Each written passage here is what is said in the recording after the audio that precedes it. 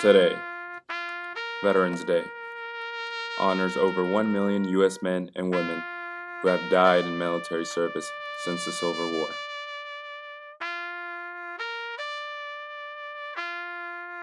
There are over 21 million veterans in the United States.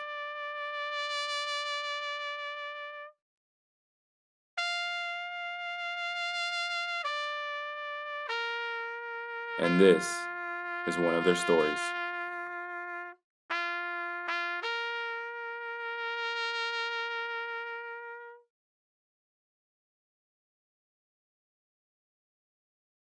My name is Jack Day. I was a chief in the United States Navy. Well, I've served multiple places, because my career spanned 20 years. So, what was your job or specific assignment? I became a gunner's mate, so that's working on anything, that's small arms to eventually I became coded.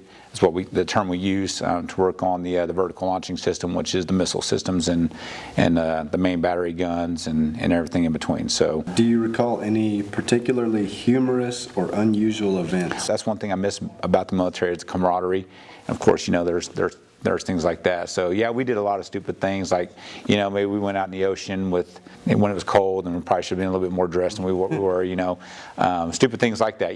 When you're young and dumb. But did your military experience influence your perspective about war or about the government in general? Oh yes. So your perspective changes on on the other end of those weapons. There are people just like you and I, that they're bad guys, but we know that also it's a human life. Was there something that helped you push through the hard times? Your buddies. You could always depend. You can always depend upon the guys that are right there with you. Yeah. So I was attached to two ships. The first one was USS Saratoga. That would have been carrier vessel number 60. So CV-60 was its hull number. That was stationed out of Mayport, Florida. I spent 5 years on her. And then the next ship that I was attached to was a guided missile destroyer called the USS Porter, DDG-78. And I spent 4 years on her. Were you awarded any medals or citations? I have the Army Achievement Medal. I did not serve in the Army, but I was awarded that because when I was in recruiting in Louisiana, I spotted a vehicle that was coming towards me, and it was a government vehicle, and I noticed that the driver was not an Army recruiter, and so flipped around and tried to get him to stop. The car had been stolen, so I followed the car and got into a little bit of a chase, I guess, but recovered the car.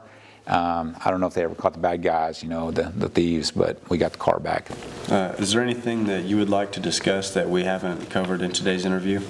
Yeah, I guess so. Our nation is at a point where I don't know that serving people find serving as a pathway, So I guess I just feel like their patriotism is falling to the wayside, and I would just hope that someone that's hearing this would maybe give them encouragement to join a service and do it for the right reason. That's what I tell my boys. I've got a son that served in the Army, and I've got another one that's on active duty Navy right now. And it was always, hey, do it for the right reason. The right reason is not to go get a college education. Those things are great, but go out and serve your country. So I like, JFK said, not ask what your country can do for you, but what you can do for your country. So I think that is important. I think we need people that are willing to step up and serve and serve the country for the right reason. So.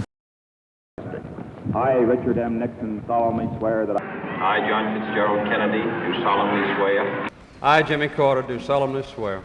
I, Ronald Reagan, do solemnly swear that I, William Jefferson Clinton, do solemnly swear. I, Barack Hussein Obama, do solemnly swear. I, William Jefferson Clinton, do solemnly swear. Will faithfully execute the office of President of the United States. The office of President of the United States. support and defend the Constitution of the United States against all its enemies, foreign and domestic. So help me God.